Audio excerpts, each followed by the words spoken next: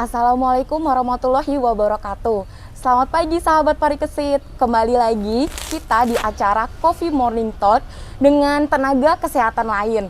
Nah, di sini kita akan mengenal lebih dalam tenaga kesehatan lain yang ada di Rumah Sakit Haji Muhammad Parikesit.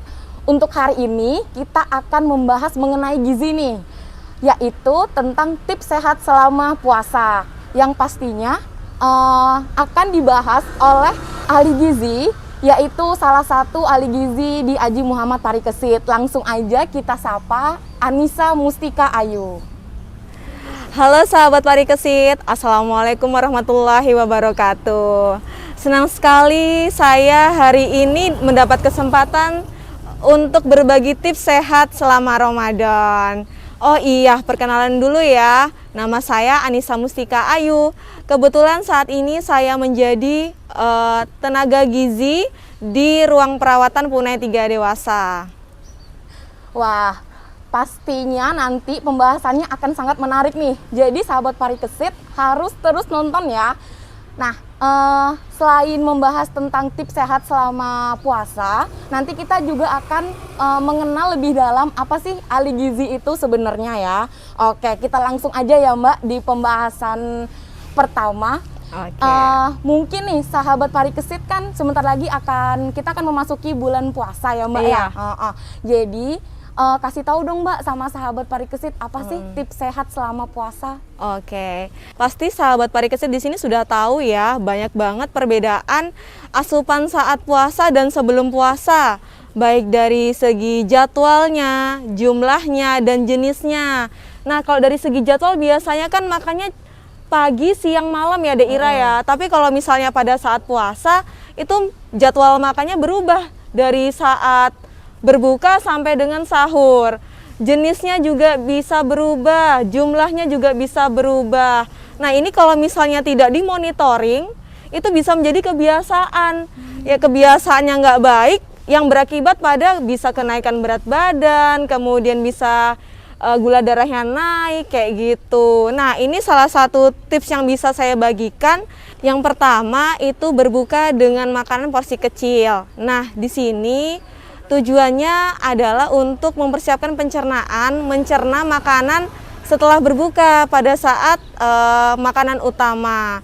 Yang kedua, pilih makanan yang seimbang. Pasti sahabat Parikesit sudah tahu ya makanan seimbang itu seperti apa. Ada karbohidrat, ada protein, ada lemak, ada vitamin dan mineral. Seperti di satu isi piring itu ada nasi, ada lauk, ada sayur, dan ada buah. Seperti itu. Kemudian pilih makanan yang segar.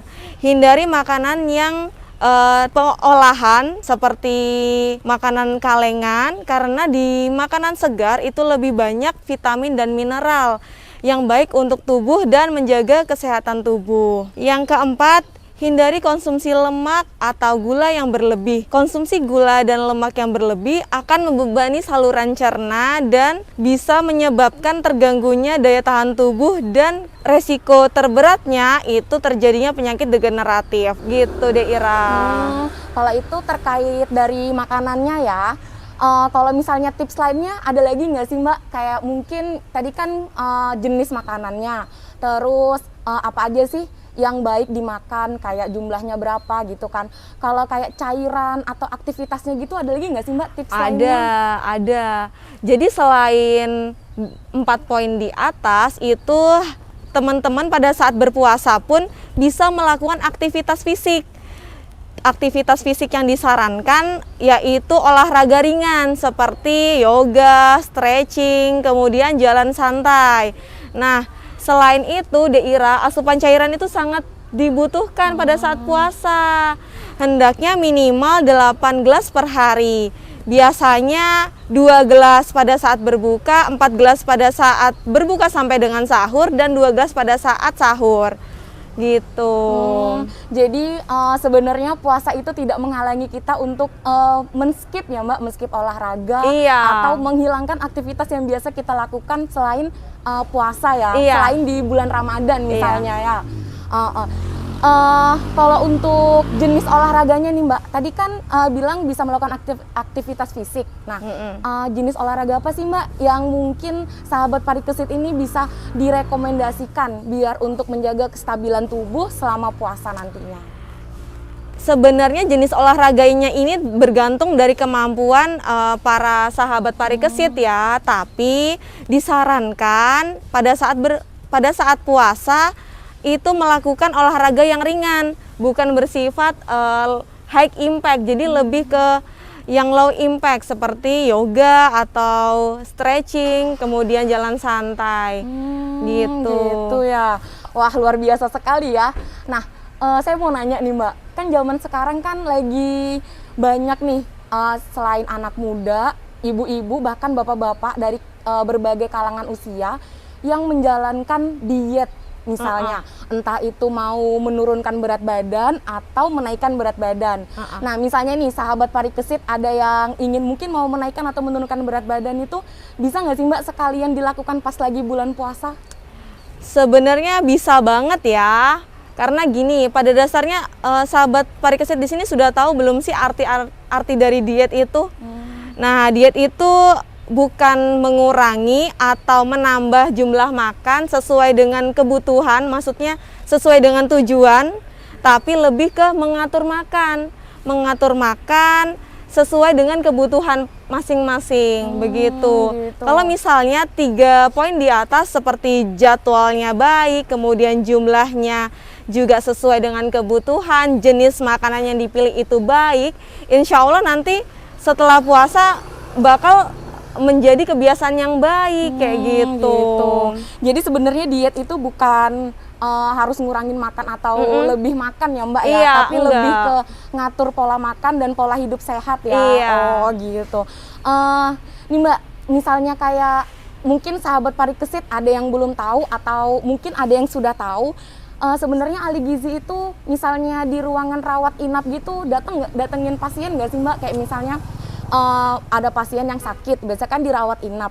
Itu kan pasien kan datang dengan keluhan dan penyakit yang berbeda-beda Mbak ya. Itu sebenarnya sahabat parikesit akan mendapatkan konsultasi gizi atau asuhan gizi nggak sih Mbak? Kalau misalnya dapat, gimana sih Mbak biar lebih tahu lagi? Iya, alhamdulillah ya di rumah sakit parikesit ini semua ahli gizinya itu mendatangi ke pasien. Jadi semua pasien di ruang perawatan itu Ira semuanya didatangin ahli gizi karena di setiap ruangan perawatan ada ahli gizinya. Nah, tujuan kami mendatangi pasien itu untuk mencegahnya malnutrisi pada pasien selama perawatan, karena kita nggak pernah tahu kan ini pasiennya bakal lama atau sebentar ya kan. Nah, tujuan kami untuk mencegah malnutrisi pada pasien. Semua ahli gizi itu mengukur status gizi pasien, kemudian memberikan terapi diet sesuai kondisi dan kebutuhan pasien gitu. Wah, luar biasa sekali ya berarti.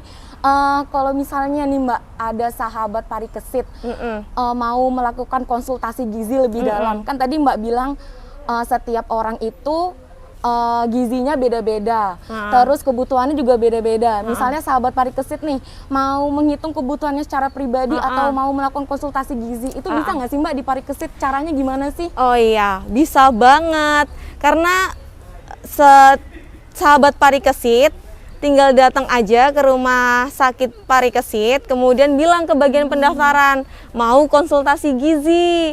Nah, di situ teman-teman gizi sudah bersedia.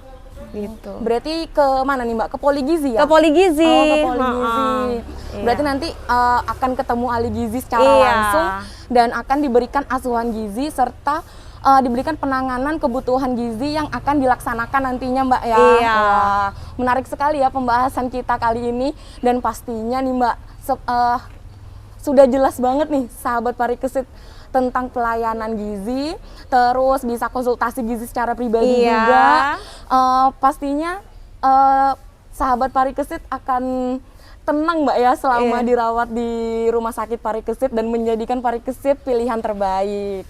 Oke, kayaknya waktunya udah cukup Mbak ya. Kayaknya sudah banyak nih yang kita bahas ya.